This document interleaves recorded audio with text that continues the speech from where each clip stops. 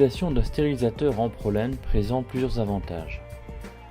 Comme vous pouvez le constater sur cette démonstration, le volume stérilisé peut être important.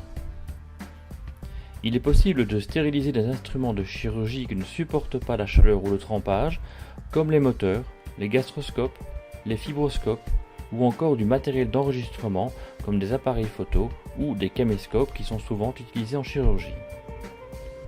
La mise en œuvre est aisée. Le matériel qui doit être stérilisé est placé soit dans des sachets thermosoudables adaptés à la stérilisation à l'oxyde d'éthylène ou encore dans du papier adapté à la stérilisation. Le sac en plastique fourni dans le kit de stérilisation est placé dans la cuve du stérilisateur et rempli selon les besoins. Une fois le sac rempli, l'opératrice déplie et place le sachet contenant l'ampoule d'oxyde d'éthylène d'un côté. De l'autre, elle placera le dosimètre. Ce dernier doit être le plus éloigné possible de l'ampoule.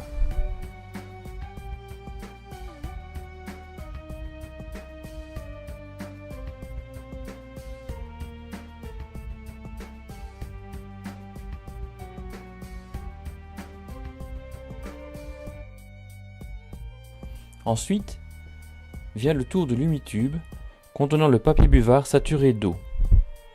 Son but étant d'atteindre le taux d'hygrométrie souhaité dans la chambre de stérilisation.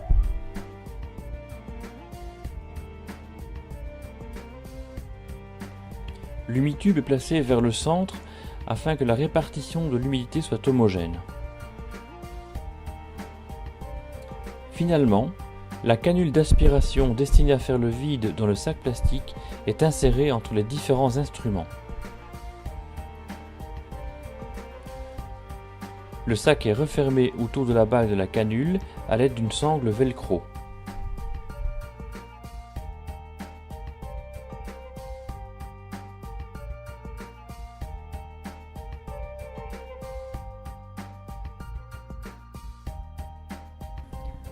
La manœuvre une fois terminée, l'opératrice branche le tuyau d'aspiration sur la canule afin de faire le vide dans le sac. Le sac est repoussé dans le stérilisateur et le cycle d'évacuation de l'air peut commencer. Avant de refermer le stérilisateur, l'opératrice casse l'ampoule d'oxyde d'éthylène au travers de son sac de protection.